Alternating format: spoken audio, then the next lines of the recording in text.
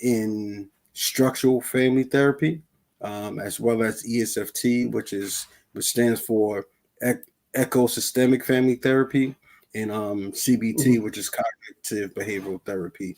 So I've done a lot of my training in those evidence-based uh, modalities, where with structural family therapy, you're basically focusing on the structure of the family, the hierarchy of the families, the different boundaries between family members. Whether there's rigid boundaries, uh, where if there's loose boundaries, if they're very I guess uneven boundaries and things of that nature.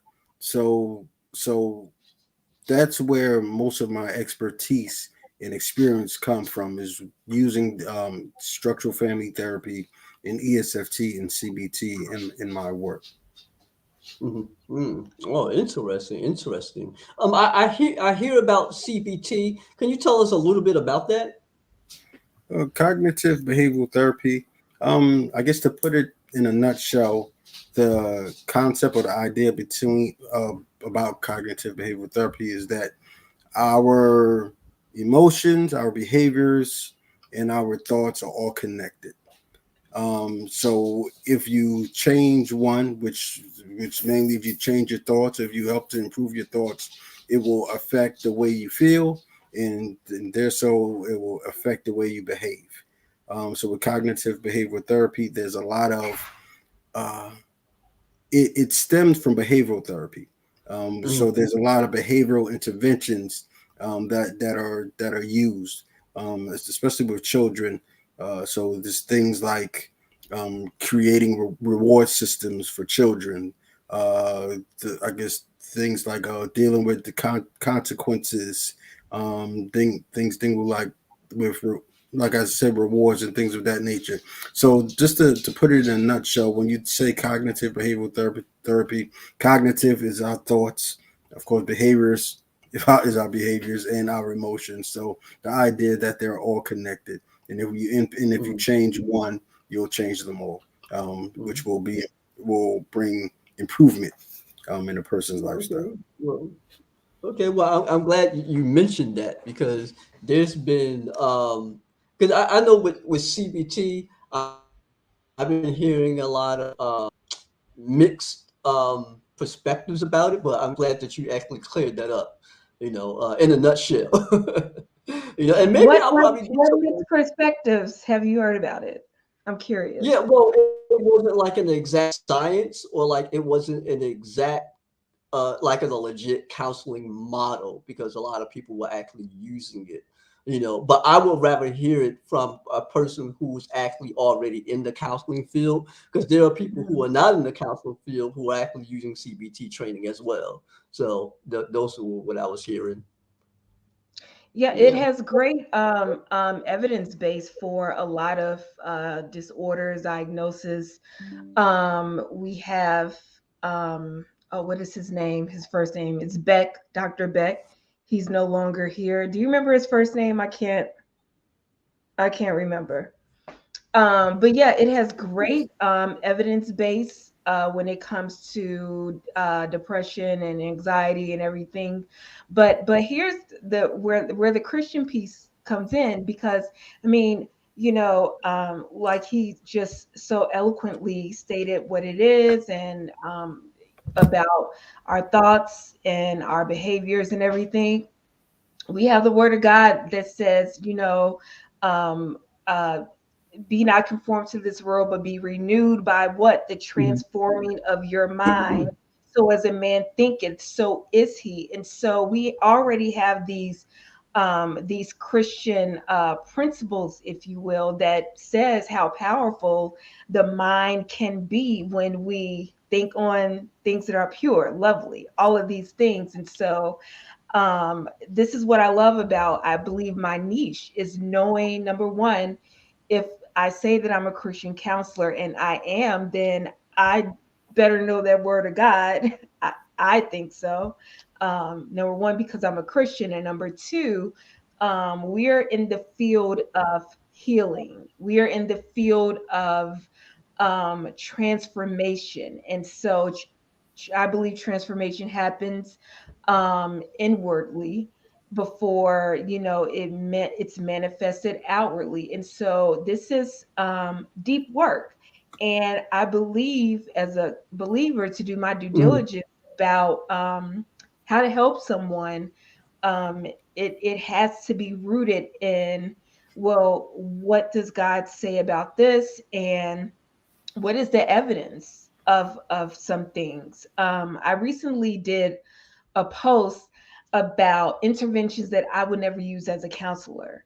And I said I would never recommend yoga, and I would never recommend mindfulness, because if you look at the root of those things, its origin is based out of Eastern principles, Hinduism and Buddhism. And I have to answer to God, and there's no way that I'm about to be a clinician opening a door to people and causing some demonic things to happen, and bondage to happen, even though the world says it's great evidence and great, a way to relieve anxiety. As a Christian counselor, I need to weigh, well, what does my field say about this great evidence-based theory, and does it line up with the word of God? And so that's what I love about, Mhm. being the niche that I'm in, because it is not a one size fits all. And again, I will not be responsible for opening any doors to people, when Mhm. God has tasked me to be a helper and a healer, if you will, as he used me in people's lives. Mhm. So, Yeah, and you know what? And that's one of the things about the counseling field, especially mhm, when it comes down to Christian and biblical counseling, is that they have what you call integrationist mhm. and non-integrationist. I'm actually supposed to be doing a workshop with a chaplain organization that I'm actually a part of, and pastoral care and psychotherapy. And I'm going to be doing a workshop on that. And many of them don't believe in integrating with that because they feel that it's not going to really help the client in the long run, because there are some issues with that counseling, that type of counseling that is very dangerous. So, but I would Mhm. like to ask y'all specifically, you know, what degree that a person has to have in order to become a licensed counselor or a professional counselor. Because I know that there are different degrees in the area for professional counseling, but what are like the hours, the interns, the practicums, and what did you have to go through in order to get there? So you have so the term qualified mental health professional, I believe, is an umbrella that we all fit into. Now it becomes different with the field that you're in and with the licenses that you have. What's your name again? I'm sorry, sir. Adama, What is it? Adama. Adama? Hmm. Okay.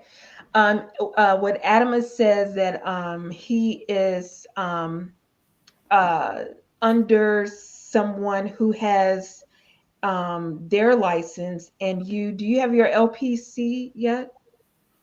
No. Okay. So the difference here in Illinois, number one, it varies from state to state. For instance, Texas, right off the bat, when you get your LPC, you can go into business for yourself. And I don't believe that you have to sit under someone and accumulate so many hours, because I have someone in Texas who did not have to get their LCPC. Um, Here in Illinois, it's different. Now, I had my LPC. I could still see clients, but I could not see them by myself in my own business. I had to accumulate so many hours. I had to accumulate so many supervision hours, and take a test to get my licensed clinical professional counselor, my LCPC in Illinois, and then go into business for myself, where I am not reporting to anyone. There's no one over me, things of that nature. Now, because I'm in a doctoral program, that those hours that I'm doing counted towards getting my LCPC. So I didn't have to go the route some people had to go, like they had to do um, so many thousands of hours. Now I had to do a lot of hours, but my hours were also counted in me being in this rigorous doctoral program, also doing supervision. I supervise master level students. I offer them, that was a requirement in my program, but it's also a requirement to get your LCPC. So I had a lot of things going on that counted in my favor for me to get the total hours. So it's like more than like 2,000 something hours to get your LCPC. Yeah, I believe. And then you have to take this rigorous test in Illinois, pass it. They're testing you with supervision, they're testing you with diagnosis, they're testing you administratively, and it's something else that they're testing you, and you had to successfully pass. I took the test two times. The first time I took it maybe 2 years ago, didn't pass. The second time, I knew how to study better for it. Life got a little bit more quieter, which is, I think, one of the reasons why I was able to focus more and successfully pass, because there is a way that tests are done and there's a way that you take tests. And once I got it, I got it. And so Mhm. I successfully passed. God told me to open up a business. I said, Lord, what's the name? I don't know the name for it. And he said, Grace. And here we have Grace Center for Wellness. Mhm. So Yeah, I seen the website. I loved it. You know, it's well packaged. thank you. Thank you. Yeah. I worked hard. I worked hard. If I Mhm. could add to Yeah, that, even before you get to that level of achievement, to get to your get your license and things of that nature, um, you have to go to grad school. Yeah, you did definitely have to go to grad school. After you achieve your bachelor's degree, you have to go to grad school, which is usually a 2-year program.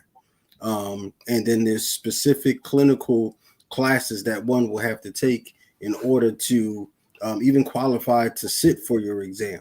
I know there's been a lot of people in my field or at my job that has gone after graduate degrees, but did not have enough clinical hours, enough clinical credits, and they were not able to sit for the test, so they had to go back and take more classes.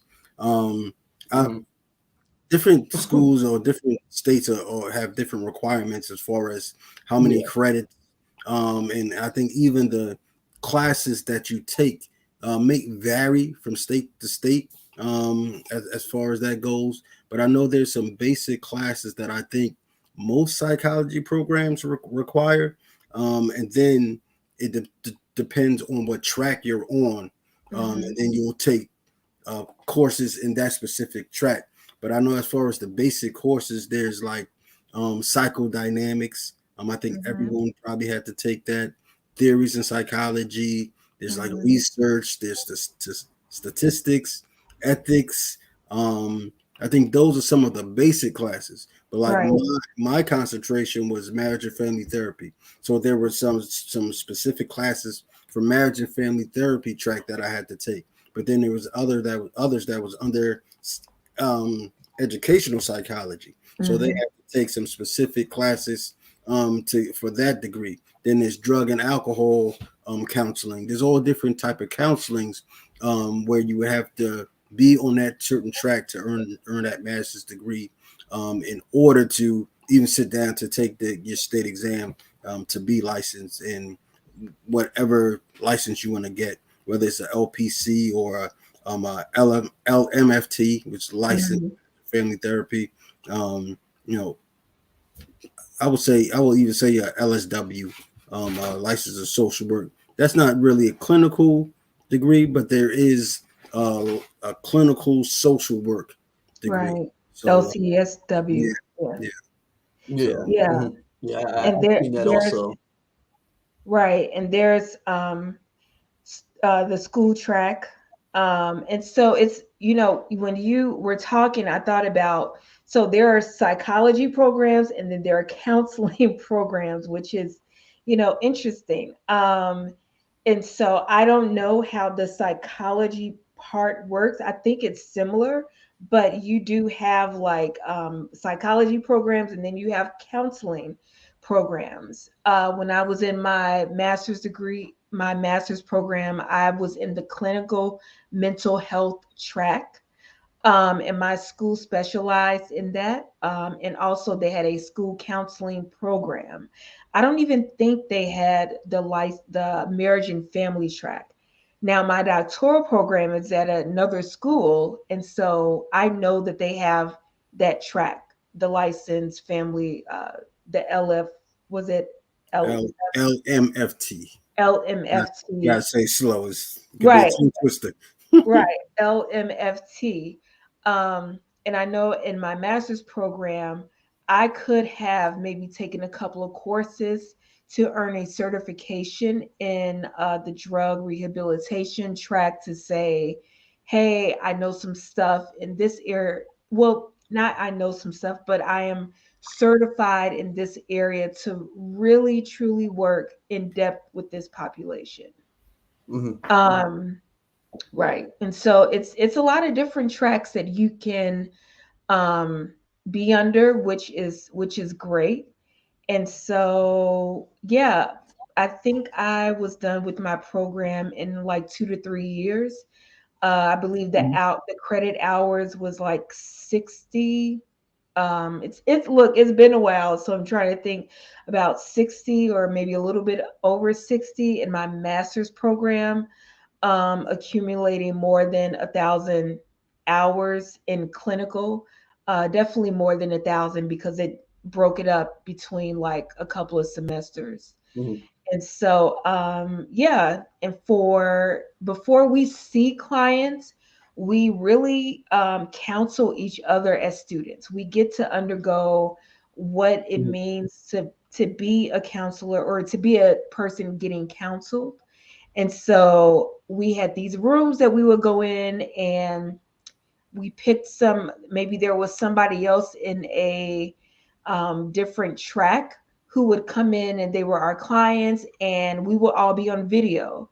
And so you have people in the background and you have videos in your counseling sessions and they would watch us. And if my supervisor instructor saw that some of us were stuck in session, you'll hear a knock on the door.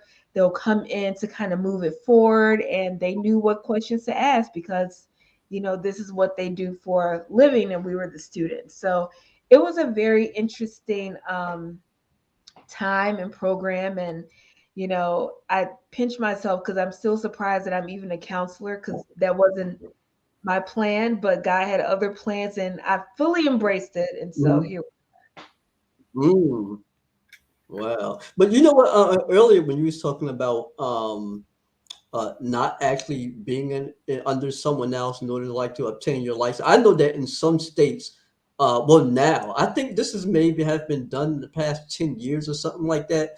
But in some states, they have like the licensed professional counselor associate or associate Mm, professional counselor, where they have to work under someone who is licensed and do so many hours before they sit for the exam. And that's something new that I think that has been going on for the past 10 years that some states have now implemented.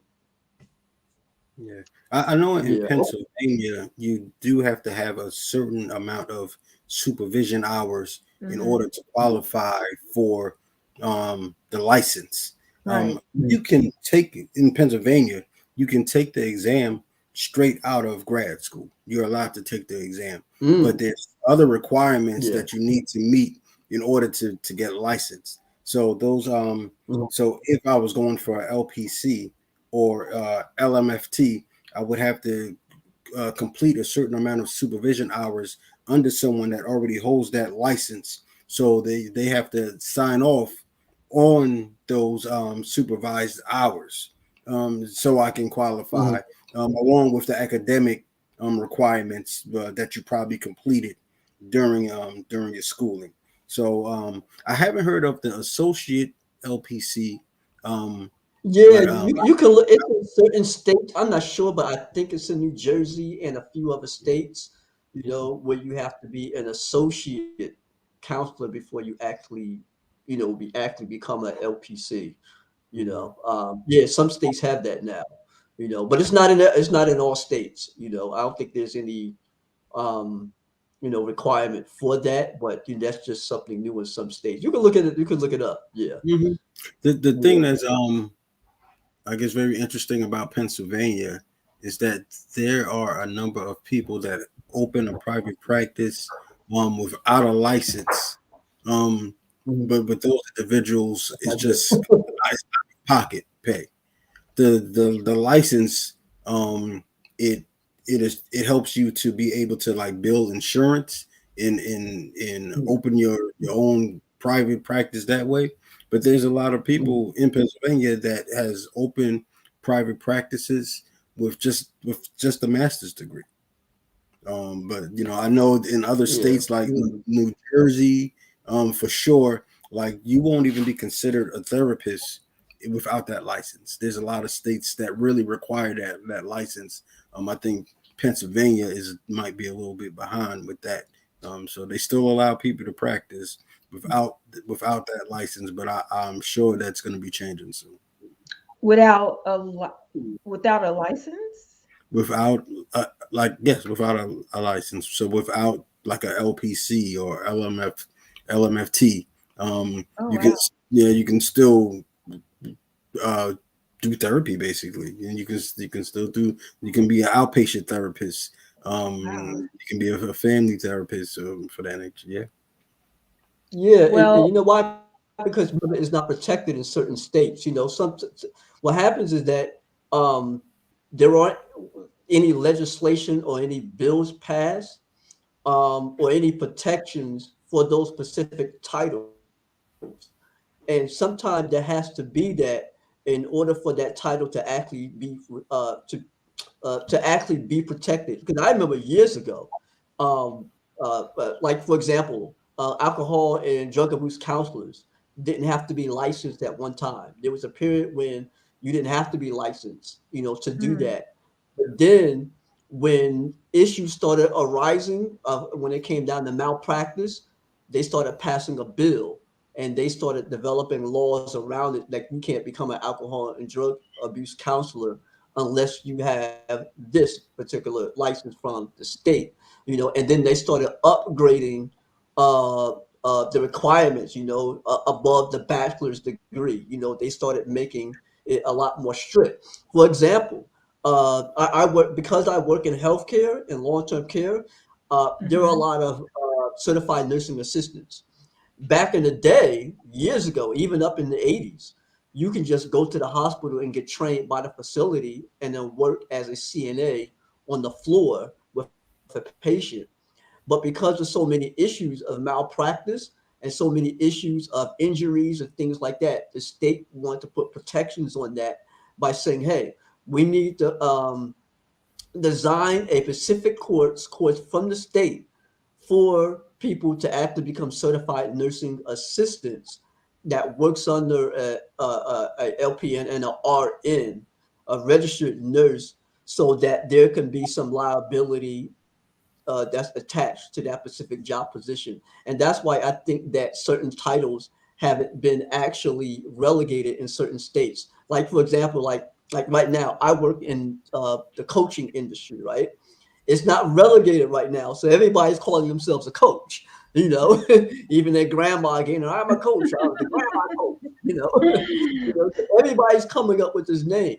But interestingly enough, I've been looking at some universities now are starting to implement ICF programs. I'm not sure mhm, if you've heard of ICF, the mhm, International Coaching, which is one of the gold standard, the highest coaching, where you have to have where they have like a national exam, and they also mhm. have about 2 to 4 thousand hours of coaching experience, and you have to work with groups and individuals, stuff like that. So there are certain organizations that have a high standards, and then there are other ones who are very short. You become a coach in 2 days. You'd be like, Mhm. oh, I'm a Mhm. coach now, and stuff like that. But states are looking into it now because Yeah. people are calling up and saying, hey, this person said to divorce my wife, or this person said this and doing that, and this person told me this one. And Right. they're trying to use a lot of the using the DSM and the counseling models, which they're not supposed to do because Mhm. they're not to use the DSM, they're not to use any of the counseling terms within their counseling practice. And they're not to charge a fee. That's where me comes in. I don't charge a fee because I'm coming from a different place, and it's a totally different kind of field. A lot of people battle against coaches. It depends on you're trained from, where you get your training from, and the credential that you hold. So it's not protected everywhere. So certain titles in certain states and it's not protected where they're at. So You the you question, said, quick question. You said coaches aren't supposed to charge a fee. yeah, they're not. I didn't know that. I didn't Uh, know that. yeah, they're not supposed to charge a. Well, life coaches could, but it's still not protected. It's still not a legal. Uh, like for example, licensed professional counselor is a professional relegated job position in the state. Life coach isn't. There's no specific relegated title in the state for a life coach. Like if you take if within the life coaching practice, there's not one national standard model as Mm-hmm. like licensed professional counselors or like where there's like reciprocity, Yeah, to where yeah. I because you got just wasn't. I wasn't aware that they weren't supposed to charge for services, but you learn something new every day. Yeah, I'm yeah, not yeah, familiar yeah, with that. yeah, Okay. they're not supposed to really charge a fee. Now, life coaches do only because it's not relegated, Okay. but it depends on the organization that you belong to, like according to their code of ethics. Like, for example, I'm a member of the International Christian Coaching Association and the American Association of Christian Counselors.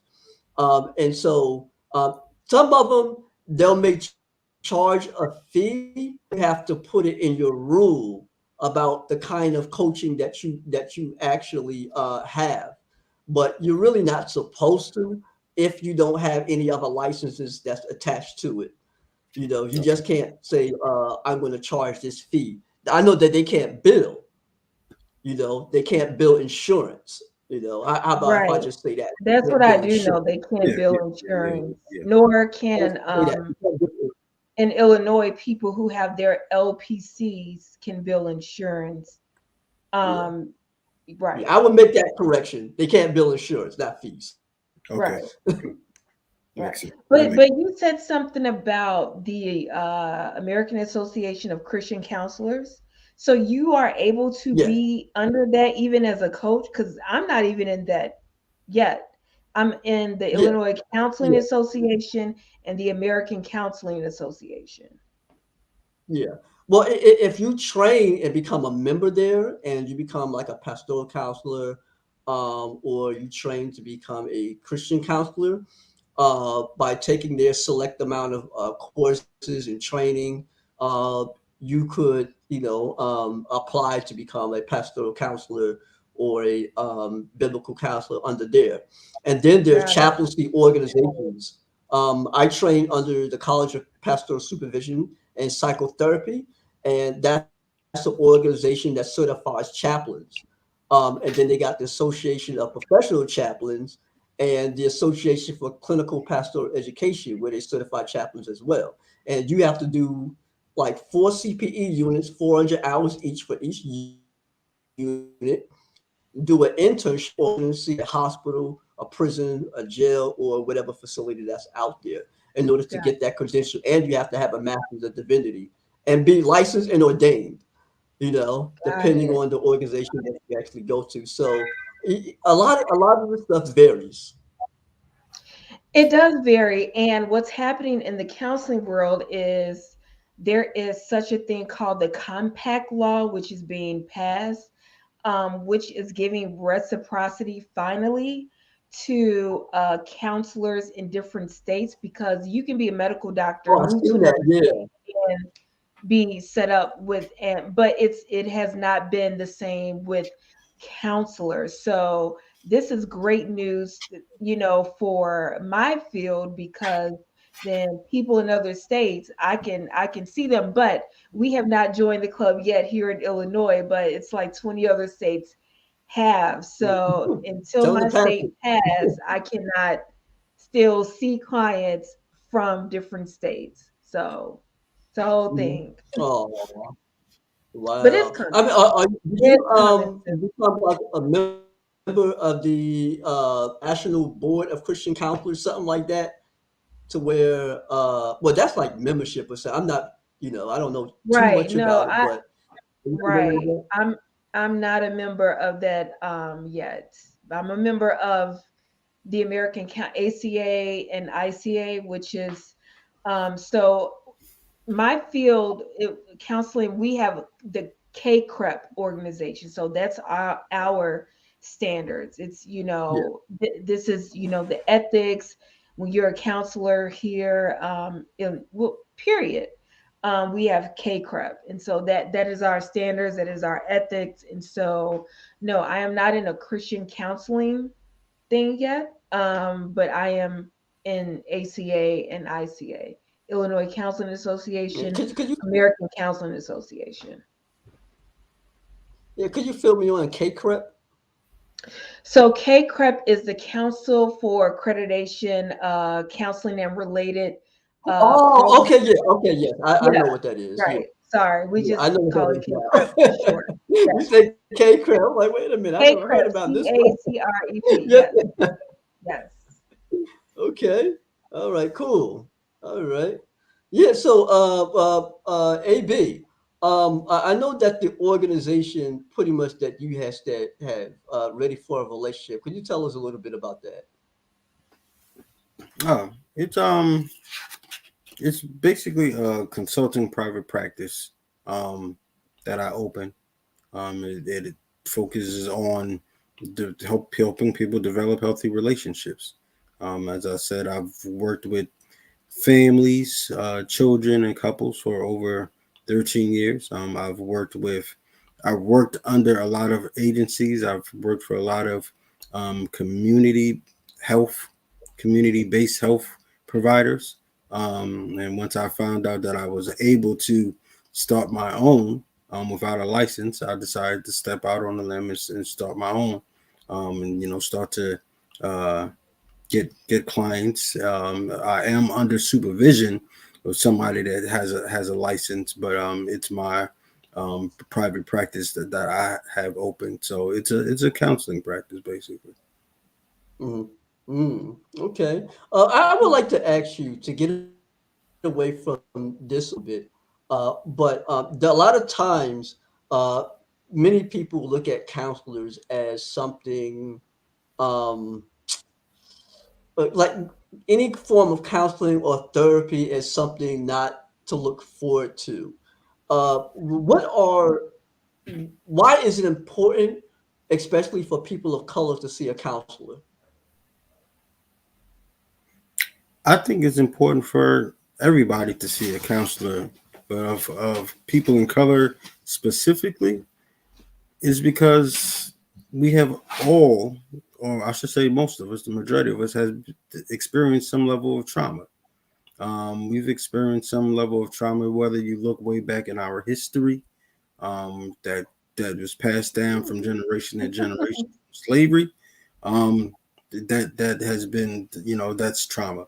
If you look at some of the environments, the neighborhoods, the circumstances that we grew up in, there's some developmental trauma that we grew up in that usually goes unnoticed, especially for someone that grew up in an environment that's maybe drug stricken, or is there a lot of violence going on.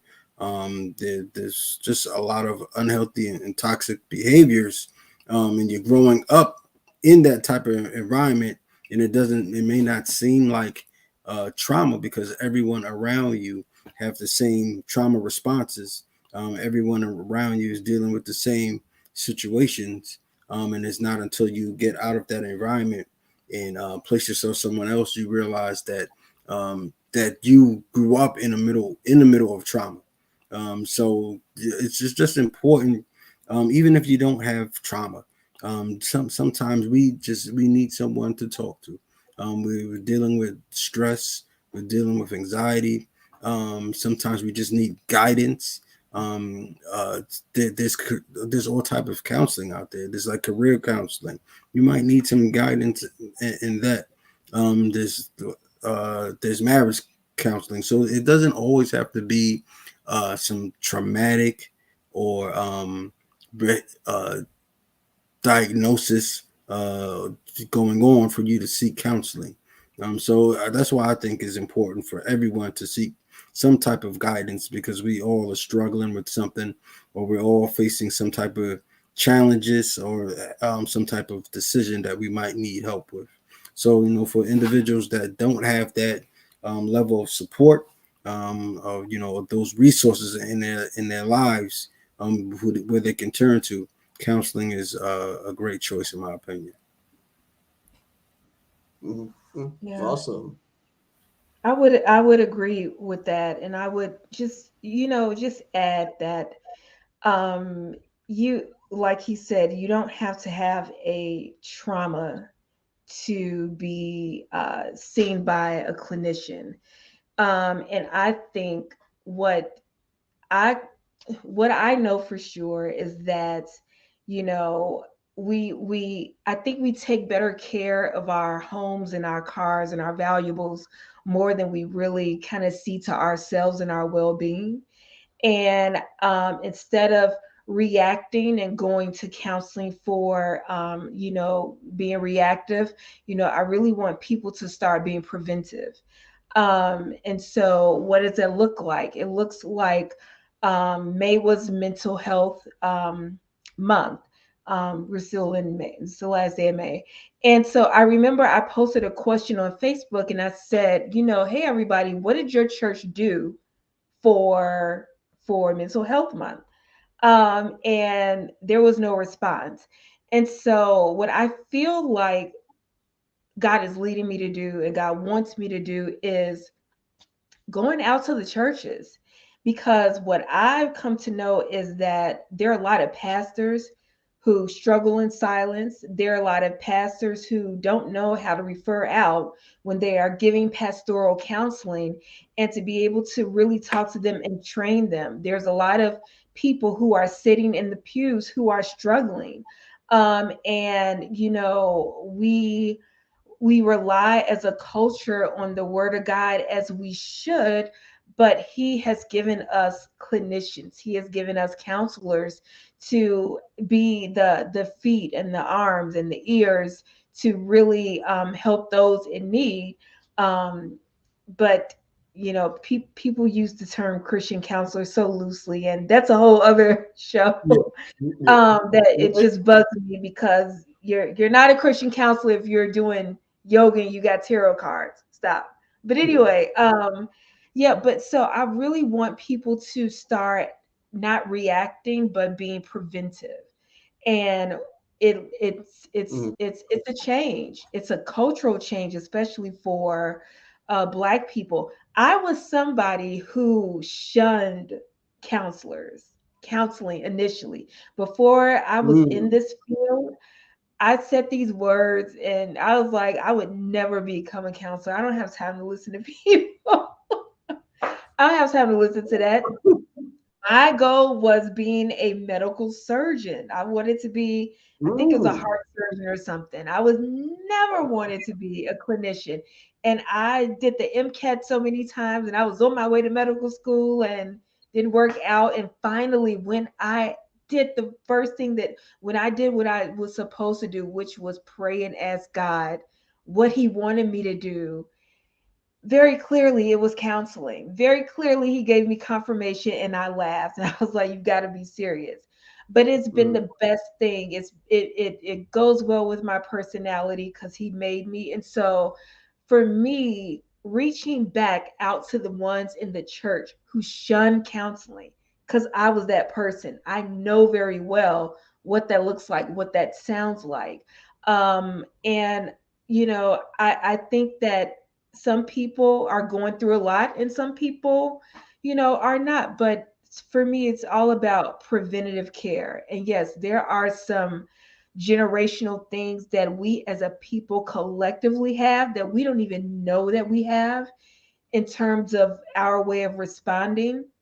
One being, and I'm always correcting people, is when something happens and people are like, Black people, we have to do better. We have to do better. And that's a trauma response. That's a post traumatic slave response because they were brought up to choose one person to make an example out of the whole community. It's a trauma, it's a slave trauma response. And I'm like, no. And so the teaching of that, the understanding of that, to let people know you are not cheating on God by going to counseling. I mean, it's a whole thing. And so to Yeah. be able to partner with churches, to be able to partner with pastors and go out to them and say, hey, I get it, I know it, but we got to change some things. And that's really where I'm at. Yeah. You know something? It's good that you actually brought this up because I was actually at a workshop for pastors and people who were in leadership in the area of mental health. And believe that was not this Saturday that passed, the weekend prior to that. It was a Mm-hmm. nice one. Two brothers from an organization that I belong to with King Movement, and they were actually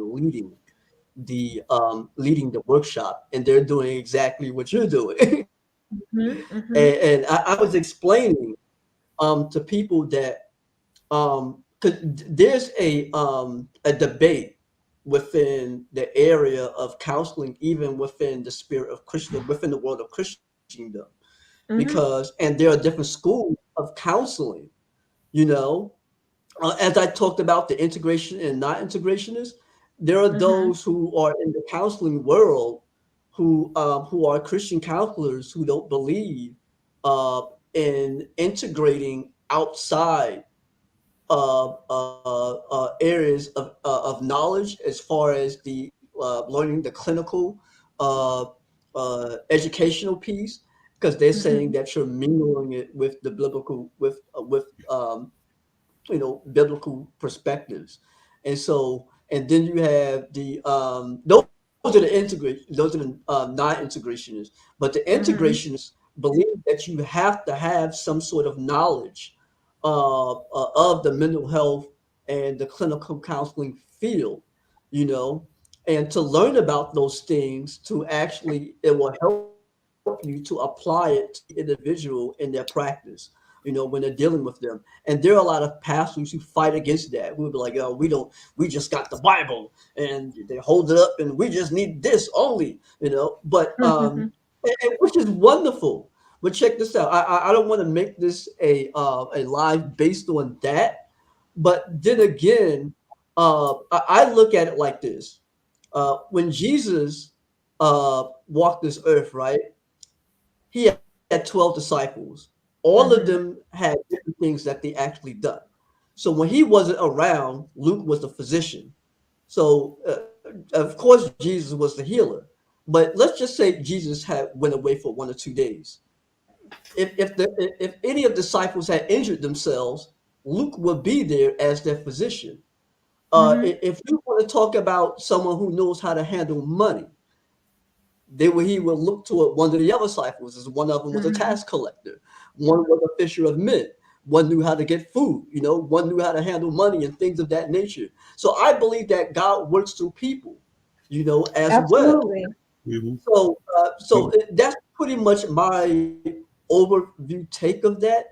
Is that God can work through doctors, He can work through counselors, and there are some schools of thought within the world of in the biblical and Christian counseling field don't believe that you should take medication, which is very bad. But And then I think yeah, it's good. It's good to even hear that there's a debate going on, because if you would think back some yeah, decades ago, it was no debate. It just wasn't allowed. There was no conversation There was not one Yeah. side fighting to integrate and another side saying no. It was just strictly no. So the fact that Yeah. there's a debate going on and you have the opposing sides trying to educate people in the church, pastors, Yeah. members about mental health is a great thing. So I'm glad to hear that there's a debate at all. Well, Yeah. look, Yeah. here's what I think. Look, if I have a heart problem, I need to go to a cardiologist. And I would expect that Yes. cardiologist to have their medical degree. I would expect that cardiologist to go through the proper training and to know how the inner workings of the heart works. I mean, it's Yeah. I'm all well, no, I'm not all for debate. I just think some things it's just I think we need to use more wisdom, and there's a lot of hurting people out here. And if you don't understand um, the Great Commission, go ye into all the world, go ye into all the world. God is calling people to the marketplace. And so when Mhm. you have debates like that, it's showing me I just need people to have balance, don't have an imbalance. Like I'm not praying. I'm not in my room all day praying. I may be walking around, just kind of silently saying a prayer to God as I do things, but I got to get out there. I got to go out to the marketplace and do the work that he's called me to do, because a lot of people aren't coming into the church. So we have to get number one, we are the church, but we got to get out of the four walls of the church to meet the people where they are. And some things, in my opinion, is not debatable. We have to move from this and really go out and meet people where they are. And so when people come Mhm. and say, and this is why I want to reach the pastors who maybe believe that all you need is prayer. Prayer is first and foremost. It is a non-negotiable. And as a Christian counselor, I need to assess I need to assess what that root of this diagnosis is, because I believe in generational curses, I believe in generational blessings, and there's a lot of people out here who are believers and are oppressed because of some demonic generational curses, and it's showing up as a spirit of infirmity. And as a clinician, when I do an intake and do a psychosocial bio thing of a person, and I see all of this family line, and I do a genogram and I see the same thing showing up, it's a spiritual issue going. It's some things going on, but you have to Mhm. know, and you have to have the mind and the knowing from the word of God to know, Lord, how do you want me to heal this person? Mhm. How do you want me to be used in this person? Because the word said some people water, some people plant, but God is going to provide the increase. And so let's move from prayer only. You have to move. Faith isn't just prayer only. Faith is prayer in action. Mhm. Yeah. That's all I have to say Mhm. about that. Yeah. And I think I'm going to have a pastoral counselor on here as well one day, and because a lot of my colleagues are, so I think I'm going to probably get a pastoral counseling. And one of the debates that I'm about to take myself out another element is dealing with sin. And so there's a lot. There's a debate whether because in some world of pastoral Christian counseling, because it's like a split in that those who are possessed with demons is mental health sort of that does a person who has some sort of mental illness does are they possessed, I would say. So they get into that debate as well, and they'll say no, this person just have a natural illness that they're suffering with. It's a clinical issue, and then there are Christians who attributed that to sin and to whether a person has a demon or not. but it's a battle because they're saying that no, that's secular issues and those topics we shouldn't even deal with because that's just something of the world. So you're running into a lot of them, and it depends on the type of training and where you get your training from. And that's why That's when I true. tell people, yeah, so that's why I tell people if they want to become a biblical or Christian counselor, check the organization that they're actually becoming a member of, someone that's like, because everyone in their eyes going to look at their organization that they're affiliated as legit, So, but use your wisdom and look where you want to see yourself connected with, So I just want to say But that see, real quick. here's the thing. I went to school. I know what an intake looks like. I know what questions are supposed to be asked.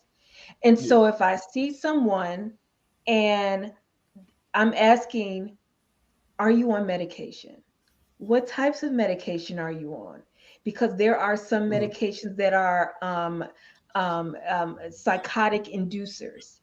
And so if you don't know that, and I got that from school, but if you don't know what questions to ask, I believe counseling is a type of deliverance work, honestly. Mm, And for the Christian mm. counselor to be I like able that. to integrate and take my school principles, because things that I learned in school, I'm finding out, wait a minute, Carl Jung was into some stuff.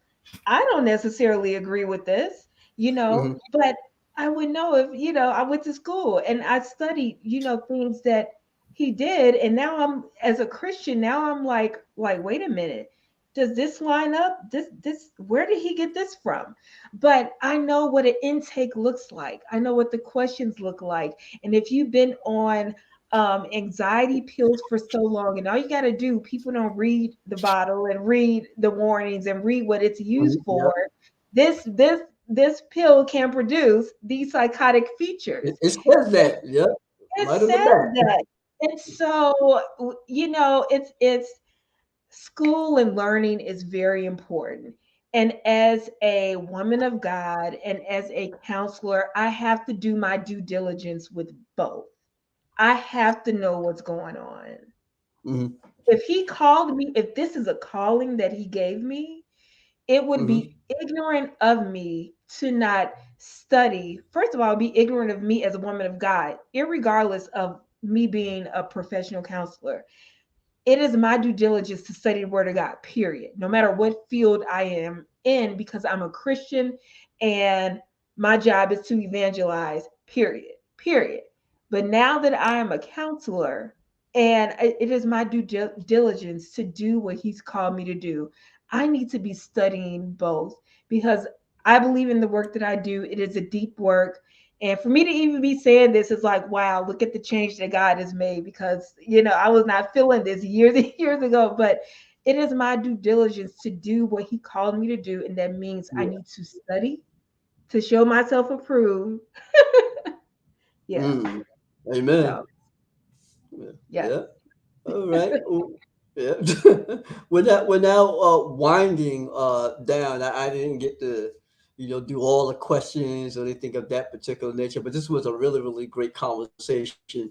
This actually really is actually part two actually because I really I really had AB um in mind last time, but then I just forgot, and I was like, oh man, you know what? It would have been really good if I had him on here as well, because you was gonna be on the first one, I believe, right? But your camera wasn't working or something like that. Oh, you talking to me? Yeah, yeah, yeah. Look, look, I Yeah. was in it, but my video, you could not see my beautiful face, Yeah, well, but I you can heard see my it now. Yeah. now, this is better. This is better. Uh, yeah. But yeah, this is better. Yeah, we was gonna have you on the first one, and that was part one. That was a really, really good one. And Yeah. so that was the licensed professional counselor coaching and I forgot whatever.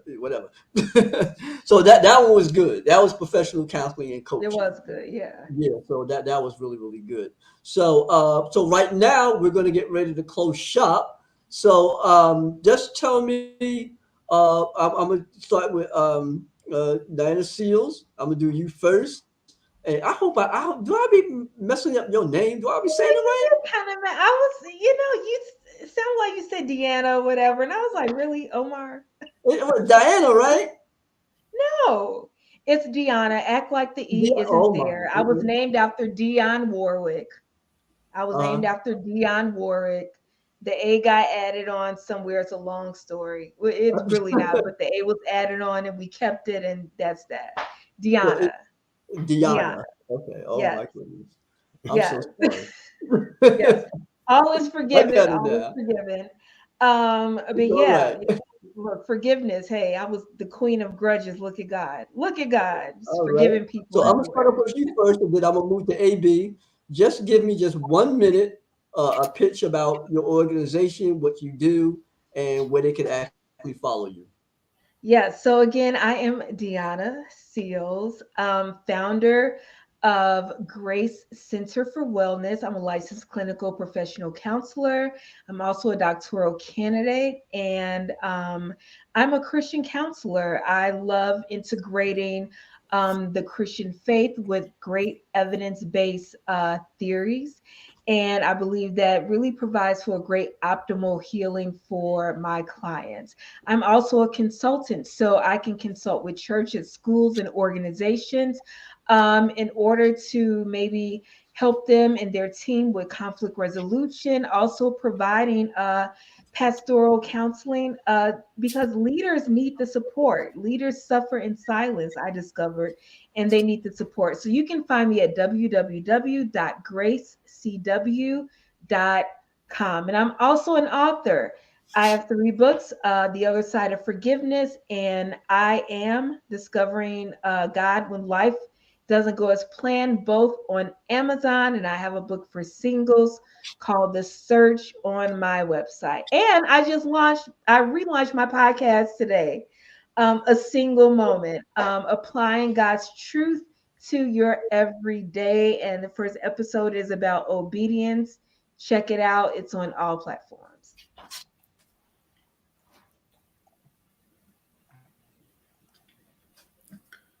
Right. I Yep. guess I'll jump right in. All right, AB. I'll jump right in. So thank you again for having me. Great conversation. Just appreciate when you call me and allow me to share your platform with you. My name is AB Bracewell. I am a therapist and an author. I am also the founder of Ready for Relationship Consulting, where I help individuals develop healthier relationships with their loved ones, whether that's a mother and child, father and child, or a spouse, a couple's relationship, or if you're single. I think that's probably my specialty and my focus as of right now, helping singles to prepare themselves for who God has prepared them for. I often say, in order to be ready for a healthy relationship, one has to overcome past hurt and past trauma. The one has to understand who they are as a person. One has to understand who God is, so they can use God to fill those voids, opposed to using relationships to fill those voids. And we also have to develop a mutuality mindset. So after the healing is done, after we get to know who we are as a person, after we strengthen our relationship with God, we have to learn how to open up our lives and let someone else in. And that's where the communication and the compromise and the sacrifice and all those things come into play. Actually letting someone into your life. You can go to my website, www.readyforrelationship.com. That's the number 4, readyforrelationship.com. You can find any one of my 3 books there, which is From Relational Hurt to Spiritual Healing, Ready for Relationship, and my most recent book is The Sexual